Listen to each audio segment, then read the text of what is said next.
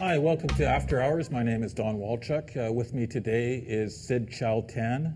Sid is a community activist. He is best known for his work on the redress for the Chinese head tax and Exclusion Act. And he is also a well-known community producer and activist. Welcome to the show today, Sid. Hey, thanks for having me, Don. It's so nice to be back here with ICTV. You know, it's so instrumental in keeping the spirit of community television alive.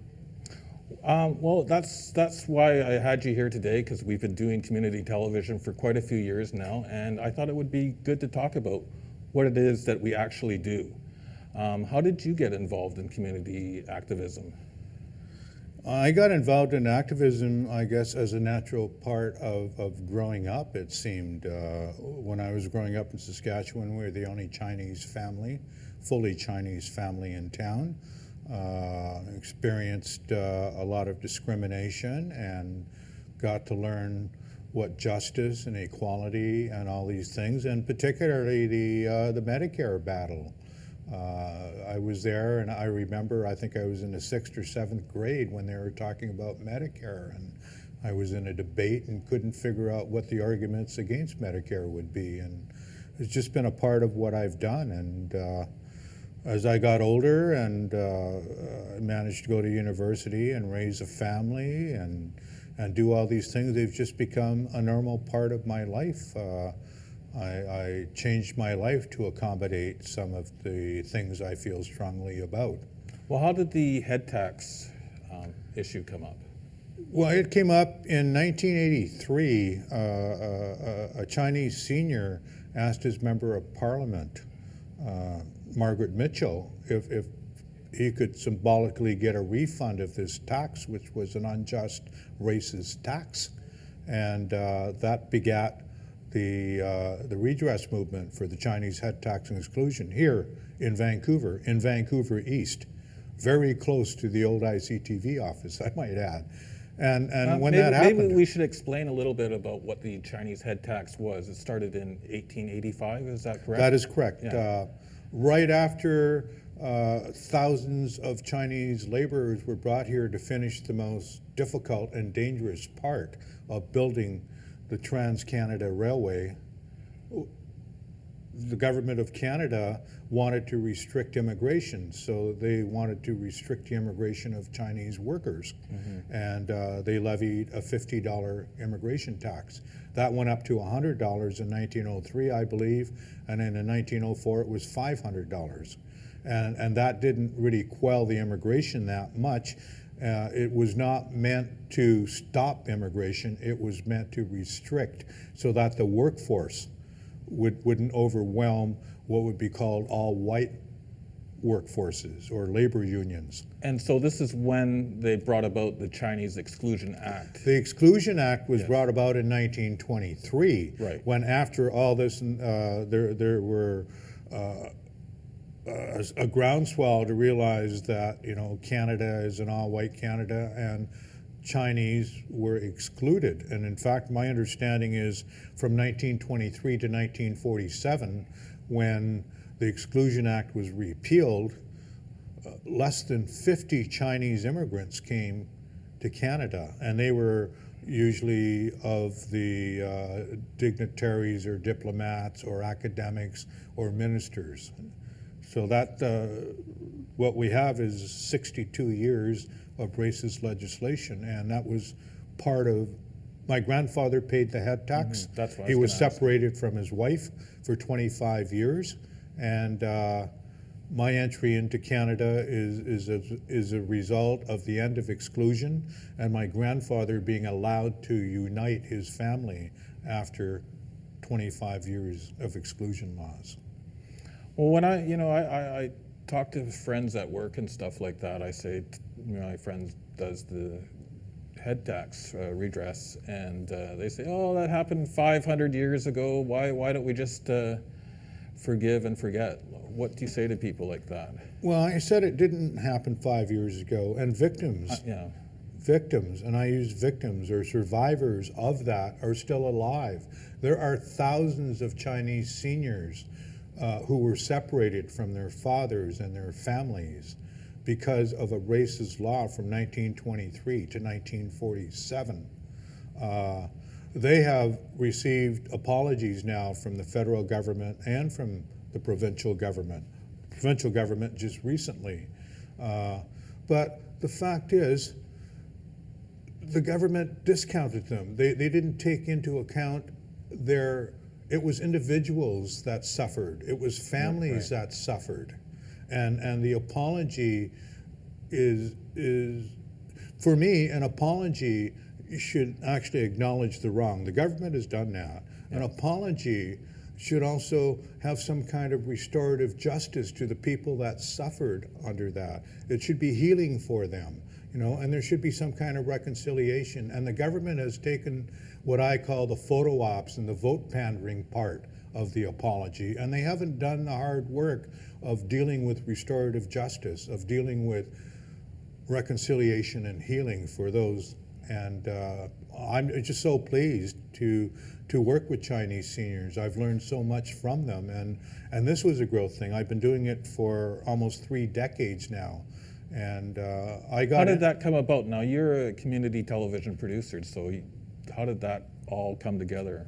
It came together when I realized I asked when this came up. My grandfather had passed away by then, but I asked my grandmother what I should do. And she said, whoa, Afui, my Chinese name is Ming Fui, and he said, Afui, like don't get involved. What if the government comes here in the middle of the night, knocks on our door, take you away, tie you up and throw you in the river? Then where would the family be? And I thought, holy cow, what? I didn't expect that. That came out of nowhere, because I've always grown up with rights and that. And when I heard my grandmother have this fear, I said, I got to get involved. That was, I never let her know I got involved. Yeah. And that's a real fear she had about government agencies, is that... Well, our family was colonized on 2 continents. On the one hand. On the other hand, the communist government in 1949 confiscated my grandfather's farm in China. When the revolution took place. So this was his reason why he decided. My grandfather had always planned on going back to China and retiring on that farm, since he only understood in all his life there was this exclusion law and tremendous racism. And he wanted to go back, but once they lost the farm, the future was here in Canada.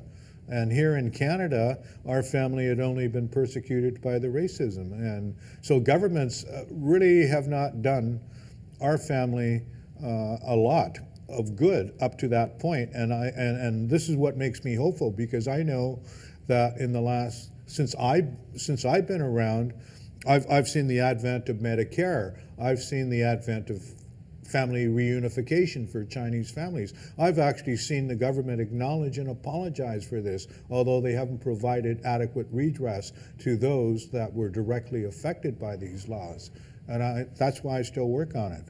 And I just realized that I can't think of anything better to do with my life than to support my community, than to support the Lo Walchuk, the old overseas Chinese who laid the foundation for all, Chinese immigrants in Canada. Without them, we'd still be talking about whether the Chinese can vote in Canada.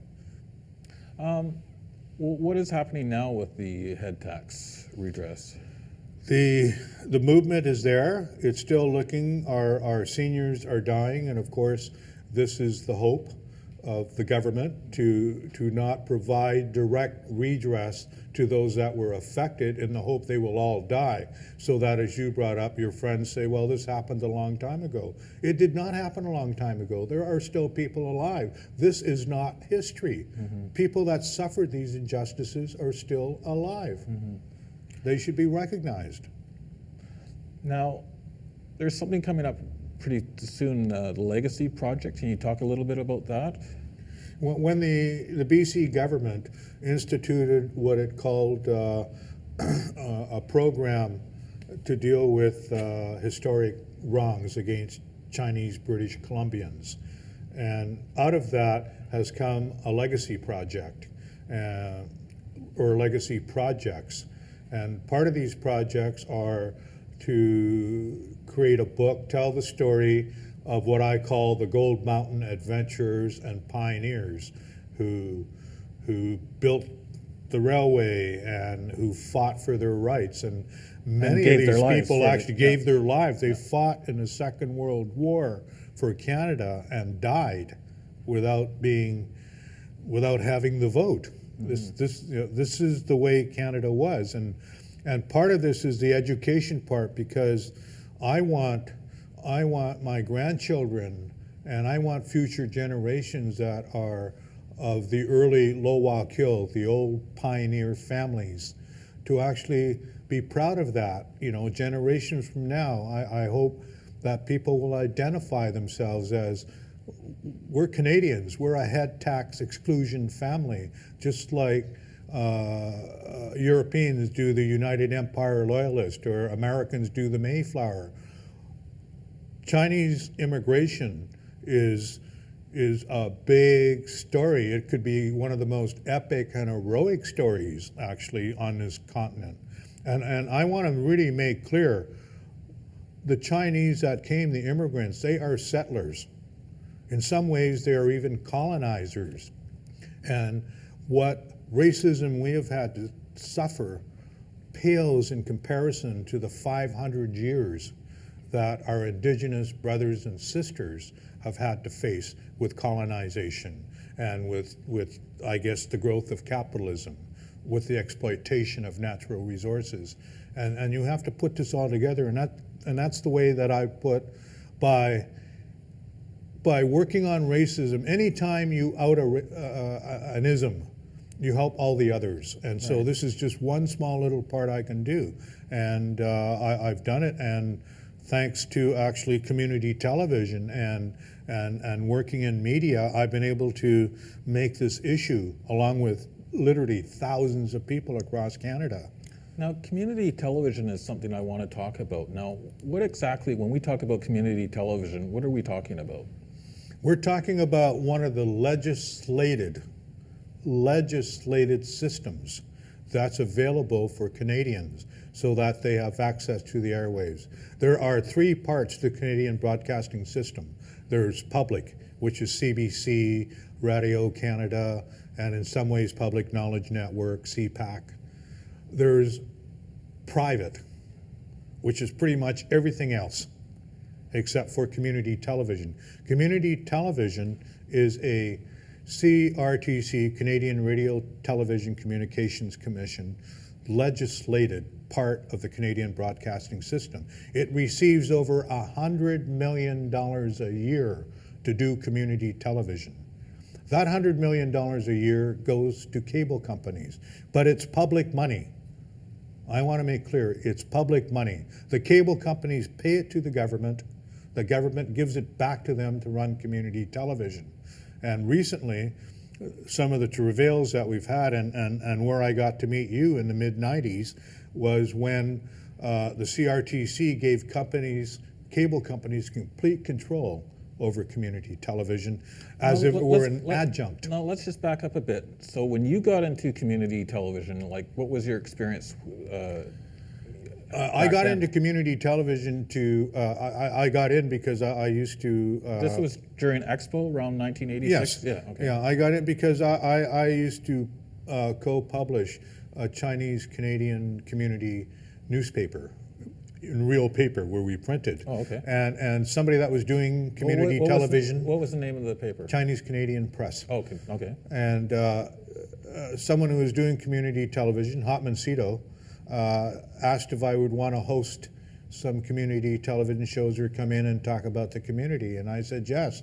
And when I got there and I realized what was there, this started at the Central Studio. I don't know if any of you remember the Central Studio on Cornwall.